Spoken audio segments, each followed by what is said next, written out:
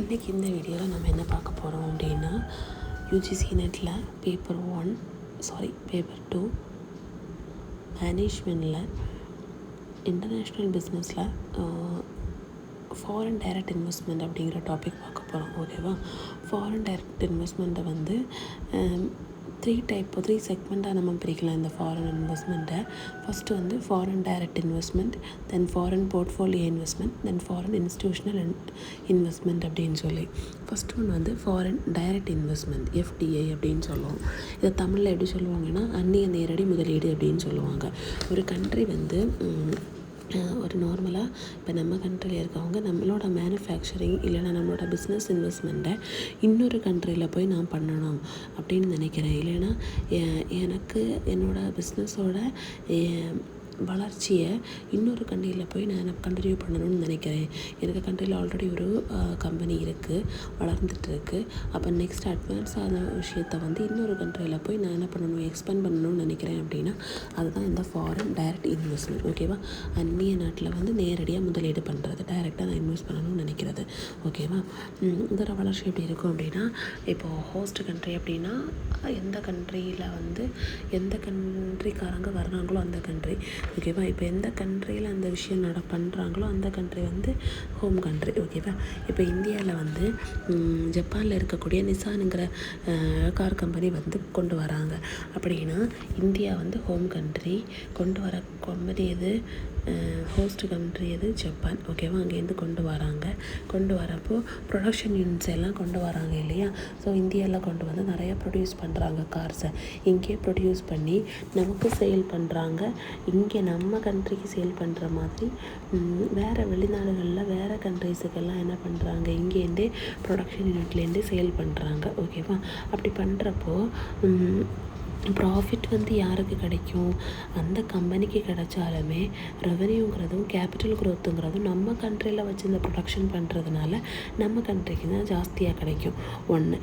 தென் வந்து மற்ற கண்ட்ரீஸுக்கு கொடுக்குற ரேட்டை விடைக்கும் நம்ம கண்ட்ரிக்கு கொஞ்சம் கூட காஸ்ட் அட்வான்டேஜாக கொடுப்பாங்க. ஏன்னா நம்ம கண்ட்ரியில் தானே இது ப்ரொடக்ஷன் ஆகுது, அதனால். ஓகேவா? இதுதான் வந்து ஃபாரின் டைரக்ட் இன்வெஸ்ட்மெண்ட் அப்படின்னு சொல்லுவோம். ஓகேவா? தென் இந்த ஃபாரின் டைரக்ட் இன்வெஸ்ட்மெண்ட் அப்படின்னா என்ன அப்படின்னா மொத்தமாக ஒருத்தவங்களோட பிஸ்னஸ் என்டிட்டிக்கு அந்த ஓனர்ஷிப்பை வந்து இன்னொரு கண்ட்ரிக்கு ட்ரான்ஸ்ஃபர் பண்ணி கொடுக்குறாங்க இல்லையா, இன்னொரு கண்ட்ரியில் வச்சு பண்ணுறாங்க இல்லையா, அதை தான் எஃப்டிஐ அப்படின்னு சொல்லுவோம். தென் இது வந்து நேஷ்னல், அதாவது அந்த பர்டிகுலர் நாட்டுக்கு பவுண்ட்ரிக்கு உள்ளால் நிற்காமல், எல்லை கோட்டுக்கு உள்ளால் நிற்காமல் இன்னொரு நாட்டுக்கு எல்லை கோட்டுக்கு உள்ளால் போய் ஒரு கேபிட்டல், ஒரு பர்டிகுலர் அமௌண்ட்டை வந்து யாரையோ நம்பி போடுற மாதிரி என்ன பண்ணுறாங்க, கொண்டு இன்வெஸ்ட் பண்ணுறாங்க. ஒரு வேளை அவங்க போடுற அந்த இன்வெஸ்ட்மெண்ட் வந்து லாஸ் ஆகிடுச்சு, நஷ்டத்தில் போயிடுச்சு அப்படின்னாலுமே அவங்க யாரை போய் அவங்க கேட்க முடியும், யாரையும் கேட்க முடியாது இல்லையா? ஏன்னா இவங்க டைரெக்டாக இன்வெஸ்ட் பண்ணுறது தானே. ஓகேவா? An investor based on one country acquires an asset in another country with intention to manage it.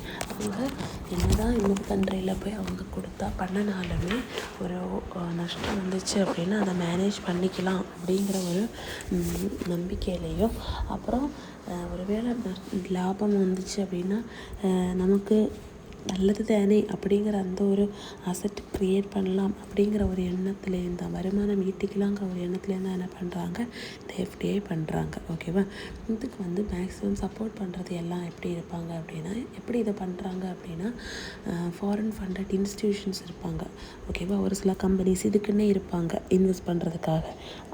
For example silver lakh அப்படின்னு ஒரு கம்பெனி இருக்கிறாங்க, யூஎஸில் இருக்கக்கூடிய ஒரு ஃபார்ம் தான் இது. இவங்க வந்து எங்கே இன்வெஸ்ட் பண்ணியிருக்காங்க, நம்ம இந்தியாவில் ஜியோ இருக்கு இல்லையா, ஜியோ டிஜிட்டல் கேர், ஜியோவில் வந்து என்ன பண்ணாங்க, நம்ம அன்றாட யூஸ் பண்ணக்கூடிய ஜியோவில் அவங்க இன்வெஸ்ட் பண்ணியிருக்காங்க. மோர் தேன் ஒரு 10,000 crores வந்து அவங்க வந்து இன்வெஸ்ட் பண்ணியிருக்கிறாங்க. ஓகேவா? இப்போ வந்து மெயினாக இந்த மாதிரி பண்ணுறது எல்லாமே ஸ்டார்ட் அப் கம்பெனிஸில் தான் இன்றைக்கி நிறைய பண்ணுறாங்க. என்னென்னா இன்றைக்கி இருக்கக்கூடிய மக்கள் வந்து ஜெனரேஷன் வந்து எப்படி இருக்காங்க, யாருக்கு அடிமையாக நம்ம இருக்கக்கூடாது, ஸோ நம்மளாக ஒரு பிஸ்னஸ் பண்ணணும் அப்படின்னு சொல்கிற ஒரு மைண்ட் செட்டில் இருக்கிறாங்க. அப்படி இருக்கிறப்போ அவங்க என்ன பண்ணுவாங்க, எல்லாருமே ஆளுக்கு ஒரு பிஸ்னஸ் மைண்ட் செட்டோட காமர்ஸ் படித்தவங்க, மேனேஜ்மெண்ட் முடித்தவங்க எல்லாருமே ஒரு என்டர்ப்ரினராக என்றைக்கு இறங்குனாங்க. ஓகேவா, என்ன படிச்சிருக்கிறோம் அப்படிங்கிறதையும் தாண்டி ஒரு என்டர்ப்ரினராக என்றைக்கு இறங்குற மைண்ட் செட்டில் தான் எல்லாருமே இருக்கிறாங்க. அப்படி பார்த்தோம் அப்படின்னா ஒரு 3 years பேக் வந்து 40,000 ஸ்டார்ட் அப் கம்பெனிஸ் நம்ம இந்தியாவில் இருக்குது. பட் டுடே 90,000க்கும் மேலே ஸ்டார்ட் அப் கம்பெனிஸ் இருக்குது. அப்போ இந்த அசுர வளர்ச்சி அப்படிங்கிறது வந்து எதை காமிக்குது அப்படின்னா, ஸ்டார்ட் அப் கம்பெனிஸ் ஃபஸ்ட் இருக்கக்கூடியது வந்து யூஎஸில், செகண்ட் வந்து சைனாவில், தேர்டு வந்து இந்தியாவில். அப்போ யோசிச்சு பாருங்கள் எவ்வளோ தூரத்துக்கு ஸ்டார்ட் அப் கம்பெனிஸோட வளர்ச்சி இருக்குது. இந்த ஃபாரின் டைரக்ட் ஃபண்டட் இன்ஸ்டிடியூஷன்ஸ் எவ்வளோ தூரம் வளர்ந்துருக்கு அப்படிங்கிறத.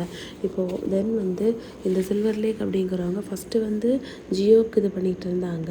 இப்போ வந்து ஸ்டார்ட் அப் கம்பெனிஸ் எல்லாம் வைப்ரண்ட்டாக வளர்ந்துட்டு இருக்க ஒரு காலகட்டத்தில் நிறைய என்டர்ப்ரினர்ஸ் வளர்கிறதுனால தான் என்னது எஃப்டிஐ அப்படிங்கிறது வந்துட்டு இன்னும் நிறையவே வளர்ந்தால் தான் என்னது எஃப்டிஐ அப்படிங்கிறது வந்துட்டு க்ரோத்துக்கு போகும் அப்படின்னு சொல்கிறாங்க. ஓகேவா, இந்த சில்வர் லேக் அப்படிங்கிறவங்க மோர் தென் 10 years வந்து இந்த ஜியோவில் தான் வந்து என்ன பண்ணிகிட்டு இருக்காங்க, இன்வெஸ்ட் பண்ணிகிட்டு இருக்காங்க.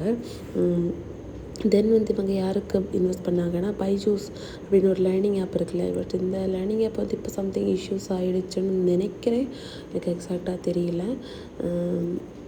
ஓகேவா, தென் வந்து ஏர்செல் பார்ட்னர் அப்படின்னு சொல்லிட்டு ஒரு கம்பெனிஸ் இருக்குது. இவங்க வந்து ஃபேஸ்புக்கு, ஃப்ளிப்கார்ட்டுக்கெல்லாம் இன்வெஸ்ட் பண்ணியிருக்கிறாங்க. எப்போது ஃபேஸ்புக் கொண்டு வந்தது எப்போ 2004ல், 2005லே வந்து இந்த ஏர்செல் பார்ட்னர்ஸ் இன்வெஸ்ட் பண்ணியிருக்காங்க. தென் ஃப்ளிப்கார்ட் வந்து 2007ல் கொண்டு வந்தாங்க. 2008ல் வந்து இன்வெஸ்ட் பண்ணியிருக்கிறாங்க. இப்போ யோசிச்சு பாருங்கள் எந்த அளவுக்கு எந்த கம்பெனி வந்து எந்த லெவலில் வந்து வளர்ச்சியில் இருப்பாங்க அப்படிங்கிறத அப்போவே எப்படி கணிச்சிருக்கிறாங்கன்னு யோசிச்சு பாருங்கள். ஓகேவா, இதான் வந்து அந்த ஒரு மைண்ட் செட், அந்த ஒரு ப்ரெடிக்ஷன் இருக்குது இல்லையா, அது இதுதான். ஓகேவா, தென் வந்து இப்போது ஃபேஸ்புக்கில் இல்லைன்னா ஃப்ளிப்கார்ட்டில் நம்ம எஃப்டி மாதிரி ஒரு 1000 rupees வந்து ஒரு போடுறோம் அப்படின்னா, தென் 1 or 2 years தாண்டி அதை நம்ம எவ்வளோவா ஈட்டிக்க முடியும் அப்படின்னு நம்ம யோசிக்கிற நம்மளால் இதை வேறு என்ன மாதிரி பண்ணினா நம்மளால் வந்து இதை வந்து சேமிக்க முடியும்னு நம்ம யோசிக்கிறது இல்லையா. ஸோ அதை தான் என்ன பண்ணுறாங்க, மற்ற கண்ட்ரீஸில் உள்ளவங்க வந்து யூஸ் பண்ணுறாங்க, யோசிக்கிறாங்க. ஓகேவா, பட் வந்து இப்போ போயிட்டுருக்கக்கூடிய ட்ரெண்ட் ஓடி பார்த்தோம் அப்படின்னா, ஃப்யூச்சரில் எந்த ஃபீல்டில் தான் நிறைய இன்வெஸ்ட் பண்ணணும், மெடிக்கல் ஃபீல்டில் தான் நிறைய இன்வெஸ்ட் பண்ணணும். ஏன்னா அசுர வளர்ச்சின்னு சொல்கிறதா, இல்லை நம்மளோட உயிருக்கு உத்தரவாதம் இல்லைன்னு சொல்கிறதா, ஒரு மாதிரி ஹைப்பான ஒரு ஃபீல்டாக போயிட்டுருக்கிறது மெடிக்கல் ஃபீல்டு தான். யாரை நம்புறதுன்னே தெரியல. இன்றைக்கி வீட்டுக்கு 4 டாக்டர்ஸ் இருக்கிறாங்க. இந்த டாக்டர் சொல்கிறத நம்புறதா, அந்த டாக்டர் சொல்கிறத நம்புறதான்னு தெரியல. சோஷியல் மீடியாவை எடுத்தோன்னா 1000 டாக்டர்ஸ் 1000 விதமாக சொல்கிறாங்க. ஒரே ஒரு குழப்பந்தான் இருக்கும், எவன் சொல்கிறதடா நம்புறது அப்படிங்கிற அளவுக்கு. ஸோ ஒவ்வொருத்தங்களும் ஒவ்வொரு விஷயத்த மெண்டல் ஏற்றிருப்பாங்க, ஒவ்வொருத்தவங்களும் ஒவ்வொரு மைண்ட் செட்டில் அவங்களோட அந்த படிக்கிற விஷயங்களாக படிச்சிருப்பாங்க. இப்போ ஒரு சில டாக்டர்ஸ் வந்து இப்படி படிச்சிருப்பாங்க, யாரோ ஒருத்தவங்களோட கட்டாயத்துக்காக படிச்சிருப்பாங்க, ஒரு சிலவங்க ப்ரெஸ்டீஜுக்காக படிச்சிருப்பாங்க, ஒரு சிலவங்க ஆசைப்பட்டு அதை உள்ளார்ந்து டீப்பாக படிச்சிருப்பாங்க, ஒரு சிலவங்க அதை வந்து சேவை பண்ணணுன்ற மாதிரி படிச்சிருப்பாங்க. ஸோ ஒவ்வொரு ஆங்கிளில் பெர்ஸ்பெக்டிவில் இருக்கிறதுனால அவங்க கொடுக்கக்கூடிய டிசிஷன்ஸும் ஒவ்வொரு விதமாக தான் இருக்கும். ஓகேவா, ஏன்னா அவங்க படித்த விதம், அந்த ஒரு மைண்ட் செட், அதெல்லாமே ரீசன்ஸாக இருக்கலாம். ஆனால் எதை நம்புறது தெரியல இல்லையா. ஸோ அது மாதிரி தான் ஃப்யூச்சரில் நம்ம வந்து எதில் இன்வெஸ்ட் பண்ணணும் அப்படிங்கிறது கூட மெடிக்கல் ஃபீல்டில் தான் இன்வெஸ்ட் பண்ணணும். பட் அதை எப்படி இது பண்ணணும் அப்படிங்கிறது கூட இன்றைக்கி கொஷின் மார்க்காக தான் இருக்குது.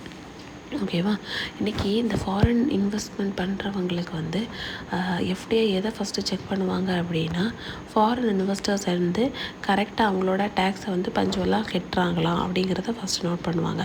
அப்படி கட்டுறதா இருந்தால் மட்டும்தான் அவங்களுக்கு வந்து இங்கே வந்து அவங்க வந்து என்ன பண்ணிக்கலாம், இன்வெஸ்ட் பண்ணிக்கலாம், இங்கே வந்து அவங்களோட பிஸ்னஸ் ஐடியாஸை கொண்டு வரலாம் அப்படிங்கிற அந்த ஒரு இது கொடுக்குறாங்க. ஓகேவா, தென் எஃப்டிஏல இருக்கக்கூடிய பெனிஃபிட்ஸ் என்னென்னு பார்த்துக்கலாம். ஃபஸ்ட்டு வந்து ஒரு கண்ட்ரியை நம்ம இங்கே கொண்டு வரது அப்படிங்கிறதுனால நமக்கு வந்து நிறைய எம்ப்ளாயபிலிட்டி ஸ்கில் வருது. அதாவது நிறைய வேலைவாய்ப்பு கிடைக்குது. ஏன்னா இங்கே ஒரு புதுசாக ஒரு யூனிட் வர்றப்போ, ஒரு ப்ரொடக்ஷன் யூனிட், ஒரு மேனுஃபேக்சரிங் யூனிட் இங்கே வர்றப்போ அங்கே வேலை பார்க்குறதுக்கு ஒரு 1000 மெம்பர்ஸாவது மினிமம் தேவைப்படும் இல்லையா? ஜஸ்ட் ஒரு 500ஆவது வைக்கலாமா? ஓகேவா? ஒரு எம்என்சி வரப்போ கண்டிப்பாக 1000 எபோ தான் இருக்கும். பட் இருந்தாலும் ஒரு மினிமம் ஒரு 500 பேருக்கு வேலை கிடைக்கிது அப்படிங்கிறது ஒரு பெரிய விஷயம் இல்லையா? இந்த மாதிரி தென் அப்படி வர்றப்போ நமக்கு ஃப்ளோ ஆஃப் கேபிட்டல் நம்ம கண்ட்ரிக்கு தானே வருது. ஓகேப்பா? ஃபண்ட் வந்து ஃப்ளோ ஆகுது இல்லையா? தென் எஃப்டிஐ வந்து புது இன்வெஸ்ட்மெண்ட்டை வந்து என்ன பண்ணுறாங்க, இங்கே கொண்டு வராங்க. எப்படி அப்படின்னு பார்த்தோன்னா, இப்போ ஒரு ப்ரொடக்ஷன் யூனிட் கொண்டு வராங்க. இப்போ ஒரு கார் பண்ணுற ஃபஸ்ட்டு சொன்னோம் இல்லையா, ஜப்பான்லேருந்து நிசான் அப்படிங்கிற கார் கம்பெனி இங்கே கொண்டு வராங்க. அப்படி கொண்டு வரப்போ அவங்க என்ன செக் பண்ணுவாங்க, அந்த காருக்கு வைக்கக்கூடிய அலாய் வீலாக இருக்கலாம், இல்லைன்னா அந்த கார் சீட்டில் போடுற லெதராக இருக்கலாம். இதுக்கெல்லாமே தனித்தனியாக ஒரு என்ன பண்ணுவாங்க, கம்பெனிஸை வந்து புது மார்க்கெட்ஸை வந்து இங்கே இந்தியாவில் மறுபடியும் ஆரம்பிப்பாங்க. அதுக்கு பக்கத்துலேயே ஆரம்பிப்பாங்க. அப்போ தானே அவங்களுக்கு அந்த கம்பெனிலேருந்து சப்ளை பண்ண முடியும். அப்படி பண்ணால் தான் அவனோட கண்ட்ரி வந்து வளரும். இல்லை அப்படின்னா நம்ம கண்ட்ரியிலே இருக்க விஷயங்களே யூஸ் பண்ணணும்னு நம்ம பண்ணோம் அப்படின்னா அவன் கண்ட்ரி வளராது இல்லையா? இப்போது வாடகை வீட்டில் போய் உட்காந்துருக்குறோம். வாடகை வீடை வளர்த்தணும்னு நினைப்போமா, இல்லை நம்ம புதுசாக ஒரு வீடு கட்டணும் அப்படின்னு நினைப்போமா? நம்ம புதுசாக வீடு கட்டணும்னு தானே நினைப்பாப்பா. அதை தானே அவனையும் யோசிப்பான்.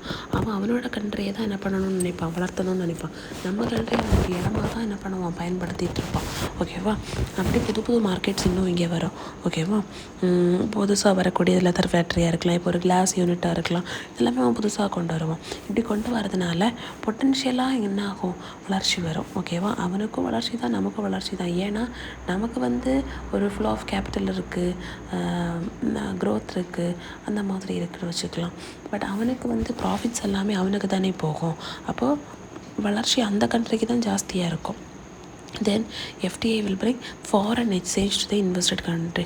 எந்த கம்பெனியில் இன்வெஸ்ட்மெண்ட் பண்ணுறாங்களோ அந்த கம்பெனியில் ஃபாரின் எக்ஸ்சேஞ்ச் கண்டிப்பாக இருக்கும். இந்த ஃபாரின் எக்ஸ்சேஞ்ச் இருந்தால் மட்டும்தான் என்ன பண்ண முடியும், ஒரு கண்ட்ரி வந்து எக்கனாமிக் க்ரைசிஸ்லேயோ ஃபினான்ஷியல் க்ரைசிஸ்லேயோ மாட்டிட்டாங்க அப்படின்னா அது இருந்தாலே, ஃபாரின் எக்ஸ்சேஞ்ச் இருந்தாலே அதுலேருந்து தப்பிச்சிடலாம். ஓகேவா? பட் நம்ம கண்ட்ரி வரைக்கும் ரொம்பவே நிறைய இருக்குது ஃபாரின் எக்ஸ்சேஞ்ச். ஸோ என்ன மாதிரி சுச்சுவேஷனாலும் கண்டிப்பாக நம்மளால் ஃபேஸ் பண்ணிக்க முடியும். ஓகேவா? தென் increase the invested market efficiency. அதாவது இப்போது நம்ம கண்ட்ரியில் வந்து அக்ரிகல்ச்சர் வந்து இருக்குது. இப்போ யார் வேணாலும் அக்ரிகல்ச்சர் பண்ணலாம். ஆனால் தெரியாதவனோ ஒருத்தன் வந்து அக்ரிகல்ச்சர் பண்ணுறப்போ அவன் உள்ள ஹைப்ரிட்ஸ் எல்லாத்தையும் யூஸ் பண்ணுவான். பட் நம்ம ஊரில் இருக்கிறவங்க ஏன்னா இல்லையா, எப்போவுமே ஹைப்ரிட்னு இருக்க மாட்டாங்க இல்லையா? 100ல் ஒருத்தராவது வந்து என்ன பண்ணுவாங்க, கரெக்டாக இது ஹைப்ரிட்டாக இப்படி பண்ணக்கூடாது அப்படின்னு சொல்லிட்டு ஒரிஜினலாக ட்ரெடிஷ்னலாக பண்ணணும்னு நினைப்பாங்க இல்லையா? ஸோ அந்த எஃபிஷியன்சியை தக்க வச்சுக்கிறது தான் வந்து என்னது, நம்ம இன்வெஸ்ட் பண்ணுறதுல இருக்கக்கூடிய இன்னொரு விஷயம். Then local business can make and competitive advantage improving efficiency. இது இன்னொரு விஷயம் என்னென்னா, இப்போ ஒருவேளை நான் வந்து இப்போ அக்ரிகல்ச்சர் தான் எனக்கு எல்லாமே, பட் இருந்தாலும் அக்ரிகல்ச்சரில் எனக்கு வளர்ச்சி இல்லை அப்படின்னு தெரிஞ்சாலும் நான் என்ன பண்ணுறேன், இல்லை நான் அக்ரிகல்ச்சரில் தான் இருப்பேன் அப்படின்னு இருக்காமல் எது நல்லா வருதோ அதை நான் பண்ணிக்கிட்டேன் அப்படின்னா என்ன ஆகும், இந்த காம்படிட்டிவ் வேர்ல்டில் என்னால் வளர முடியும். அப்படி இல்லை அப்படின்னா நான் என்ன பண்ணுவேன், வளர்ச்சியே இல்லாமல் கிடைக்கிற வேலையை பார்த்துட்டு, கிடைக்கிற அக்ரிகல்ச்சர்னு பார்த்துட்டு லாபமே இல்லாமல் இன்வெஸ்ட்மெண்ட்டும் பண்ணிக்கிட்டே இருக்கணும். ஓகேவா? எவ்வளோ தான் நம்ம இப்படி பண்ணுறதுனால நமக்கு டிஸ்அட்வான்டேஜ் வந்தாலும், டிஸ்அட்வான்டேஜ் மீன் இப்போது நான் என் கண்ட்ரியில் இருக்கக்கூடிய அக்ரிகல்ச்சரை விட்டுட்டு இன்னொரு விஷயத்தை நான் பண்ணுறது கண்டிப்பாக டிஸ்அட்வான்டேஜ் தானே. அப்படி பண்ணாலுமே ஒரு பாயிண்ட் ஆஃப் வியூவில் நம்ம வளர்கிறதுக்கு நம்மளோட நம்மளோட கண்ட்ரி வந்து எக்கனாமிக்கலி க்ரோ ஆகிறதுக்கு நம்ம அதை பண்ணி தான் ஆகணும். நம்மளால் எது வந்து காம்படிட்டிவ் அட்வான்டேஜில் இப்போ வளர முடியுமோ அதை நான் பண்ணி தான் ஆகணும். இப்போது நான் ஒரு ஷாப் வச்சுருக்கேன். ஓகேவா? இப்போ நார்மலாக இருக்கிறப்போ அந்த ஷாப்பில் நான் இருக்கிறேன், அதில் வேலைக்கு ஆள் இருக்கிறாங்க. ஓகே, ஆட்கள் வந்து வாங்கிட்டு போகிறாங்க, எல்லாம் ஓகே. இப்போது எனக்கு தெரிஞ்சவன் என் கடைக்கு 2 வீடு தள்ளி ஒரு கடை ஓப்பன் பண்ணுறான்னா நான் என்ன பண்ணுவேன், பார்த்துட்டு நார்மலாக கேஷுவலாக இருப்பேனா? இல்லை, என் கடைக்கு என்ன பண்ணலாம், இன்னும் வந்து என் கடையில் என்னென்ன திங்ஸ் கொண்டு வரலாம், என்ன மாதிரி ப்ரொடக்டிவாக ஆஃபர் போடலாம், எப்படி கஸ்டமரை கூட்டலாம், அப்படின்னு தான் நினைப்போம். ஏன் இன்னொருத்தன் வந்திருக்கிறான்ல கடை ஓப்பன் பண்ணிவிட்டு, அவனை வரைக்கும் நான் நல்லா இருக்கணும்ல, அவன் முன்னேறக்கூடாதுல்ல, நான் உழைப்பேன்ல, அதே தான் அவனும் பண்ணுறான். புரிஞ்சிருக்கும்னு நினைக்கிறேன். ஓகேவா? தென் டெக்னாலஜி இம்ப்ரூவிங் தென் இன்னும் மற்ற கண்ட்ரிஸ், அதாவது டெக்னாலஜி வளருது அப்படின்னா, இப்போது ஃபோனில் படிக்கிறது அப்படிங்கிறது நம்ம கண்ட்ரிக்கு இப்போ கொரோனாவுக்கு அப்புறம் தான் வந்துச்சு. பட் மற்ற கண்ட்ரிஸில் எல்லாமே வந்து ஃபோனில் படிச்சுப்பாங்க, ஒரு கோர்ஸ் ஃபுல்லாகவே ஃபோன்லேயே முடிச்சுப்பாங்க. இந்த மாதிரி விஷயங்கள் எல்லாமே வேறு கண்ட்ரீஸில் வந்து சாதாரணம் இல்லையா? அவங்களுக்கு அது ஆல்ரெடி பல வருஷங்களுக்கு முன்னாலே இருக்குது. ஓகேவா? அப்படி டெக்னாலஜிக்கலி பார்க்கலப்போ டெக்னிக்கலாக நம்ம லேட்டாக தான் வளர்ந்துட்டுருக்குறோம். பட் ஆல்ரெடி எல்லாருமே வளர்ந்துட்டுருக்குறாங்க. ஸோ ஒரு விஷயத்தை வந்து எப்படி ஒருத்தங்க மேனேஜ் பண்ணுற ப்ராக்டிசஸ் எப்படி இருக்குது, மேனேஜர் ப்ராக்டிசஸ் எல்லாமே மற்ற கண்ட்ரீஸில் எப்படி இருக்குது அப்படிங்கிறது எல்லாமே நம்ம என்ன பண்ணணும், கண்டிப்பாக கற்றுக்க வேண்டிய விஷயங்கள். ஓகேவா?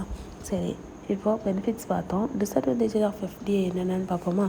ஸோ ப்ராஃபிட்ஸ் வந்து யாருக்கு கொண்டு போவாங்க, எந்த கம்பெனி இன்வெஸ்ட் பண்ணுறாங்களோ, எந்த கண்ட்ரியில் வந்து இன்வெஸ்ட் பண்ணுறாங்களோ அந்த கண்ட்ரிக்கு ப்ராஃபிட். இப்போ ஜப்பான்லேருந்து கொண்டு வந்த நிசான் கம்பெனியில் இருக்கக்கூடிய ப்ராஃபிட் எல்லாமே இந்தியாவுக்கே கொடுத்துட்டு போயிடுவானா?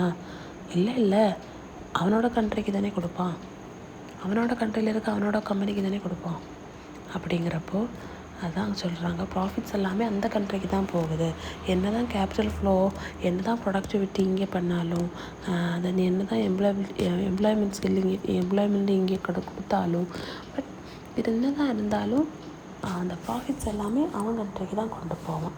தென் செகண்ட் ஒன் வந்து நான் சொல்கிறேன் இல்லையா, அந்த கண்ட்ரியில் இருக்கிற திங்ஸை தான் வந்து என்ன பண்ண நினைப்பான், இங்கே மறுபடியும் இம்போர்ட் பண்ணி கொண்டு வரணும்னு நினைப்பான். இப்போ ஒரு சில கம்பெனிஸ் வந்து நம்ம கண்ட்ரியில் இருக்கிறதே வந்து என்ன பண்ணுவாங்க, உபயோகப்படுத்துவாங்க. ஒரு சில கண்ட்ரிஸ் என்ன பண்ணுவாங்க அப்படின்னா, இப்படி இன்வெஸ்ட் பண்ணாலுமே அந்த கண்ட்ரிலேருந்து தான் என்ன பண்ணுவாங்க, அந்த ஸ்பேர் ஐட்டம்ஸ் எல்லாமே இம்போர்ட் பண்ணி கொண்டு வருவாங்க. அப்படிங்கிறப்போ அதுவுமே என்னது, அவங்களுக்கு தான் லாபம். ஓகேவா? தென் என்விரான்மெண்டல் டேமேஜ். சரி, இன்னொரு கண்ட்ரிலேருந்து எம்என்சி இங்கே வந்திருக்கா, அவன் என்ன பண்ணுவான், ஐயோ இந்த தண்ணியை வந்து இந்த வேஸ்ட்டை வந்து ரிவரில் கலந்தால் நமக்கு ஆபத்து, இந்திய மக்கள் பாதிப்படைவாங்கன்னு யோசிப்பானா? இல்லையே, மொத்த மக்கள் தீவிரத்துலேயே போயிட்டுருக்கிறான். அதனால் கேன்சர் வருது, வாட்டர் போர்ன் டிசீசஸ் எத்தனமோ வருது. ஓகேவா? ப்ரீத் பண்ண முடியல, நிறைய இஷ்யூஸ் வருது இல்லையா? என்விரான்மெண்டல் டேமேஜஸ் அப்படி தான் வருது. ஓகேவா? தென் மணி லாண்ட்ரிங் அப்படின்னா, இப்போது பிளாக் மணி எல்லாம் இருக்குது இல்லையா, இல்லீகலாக இருக்குது. அந்த பிளாக் மணி எல்லாத்தையும் என்ன பண்ணுவான் அப்படின்னா, நம்ம கண்ட்ரியில் உற்பத்தி பண்ணி அதை வந்து வேறு கண்ட்ரிக்கு ஸ்மேஷ் பண்ணி அனுப்பிடுவோம். அந்த கண்ட்ரியில் வந்து அதை பத்திரமா வச்சுட்டு தென் இந்தியாவில் வேறு ஏதாவது கணக்கை காட்டி இந்தியாவில் ஒரு ரொட்டேஷனில் கொண்டு வந்துட்டு மறுபடியும் இது என்ன ஆகும், இங்கேருந்து ரொட்டேட் ஆகி எங்கெங்கே போகணுமோ போகும். ஓகேவா? அப்போது இந்த ஒரு ப்ராசஸ் இருக்குது தெரியும், இப்படி பண்ணுறான் தெரியுமா, இதை தான் நம்ம என்னென்னு சொல்லுவோம்னா மணி லாண்ட்ரிங் அப்படின்னு சொல்லுவோம். ஓகேவா? தென் இப்படி ஒரு ப்ராசஸ் பண்ணுறான் பார்த்தியா, இந்த ப்ராசஸ் என்னன்னு சொல்லுவாங்கன்னா ரவுண்ட் ட்ரிப்பிங் அப்படின்னு சொல்லுவாங்க. இந்த ரவுண்ட் ட்ரிப்பிங் அப்படிங்கிறதா எஃப்டிஏல ரொம்ப அட்வான்டேஜ் ஆனதும் ரொம்பவே வந்து எஃப்டிஏ வளர்த்தி விடுறதுமே இந்த விஷயந்தான். ஓகேவா? இப்போது எல்லாமே செபி அண்டரில் தானே வரும். அப்போது செபியில் எல்லாமே ரொம்ப என்ன பண்ணியிருப்பாங்க, ஃபாரின் இன்வெஸ்டர்ஸ் எல்லாருமே ரெஜிஸ்டர் பண்ணியிருப்பாங்க. பட் ரெஜிஸ்டர் பண்ணாமல் பார்ட்டிசிபேட்டரி நோட் அப்படின்னு சொல்லிட்டு ஒரு செட் ஆஃப் பீப்புள் இருப்பாங்க. அவங்கள என்ன பண்ணுவாங்க அப்படின்னா, ஆல்ரெடி இங்கே ஒர்க்கில் இருக்கக்கூடியவங்க, ஆல்ரெடி இன்வெஸ்ட் பண்ணியிருக்கிறவங்களுக்கு பெயரை சொல்லி தான் ஒரு சிலவங்க என்ன பண்ணுவாங்க, இந்த செபியில் ரெஜிஸ்டர் பண்ணாமல் இங்கே என்ட்ரு ஆவாங்க. அவங்க தான் இந்த மாதிரியான வேலைகள் எல்லாம் அதிகமாக பார்த்து விடுறது. ஓகேவா? அப்படி இந்த பார்ட்டிசிபேட்டரி நோட்ஸை வந்து மிஸ்யூஸ் பண்ணிட்டு போவாங்க. அப்படி ஃபுல்லாக மாற்றுறது தான் வந்து என்னது, இந்த ரவுண்ட் ட்ரிப்பிங் அப்படிங்கிறது. ஓகேவா? இதுதான் வந்து foreign direct investment. Then second வந்து ஃபாரின் போர்ட்ஃபோலியோ இன்வெஸ்ட்மெண்ட் அப்படிங்கிறது நெக்ஸ்ட் வீடியோவில் பார்க்கலாம். தேங்க்யூ. டவுட்ஸ் இருந்தால் கமெண்ட் செக்ஷனில் கேளுங்க. All the best.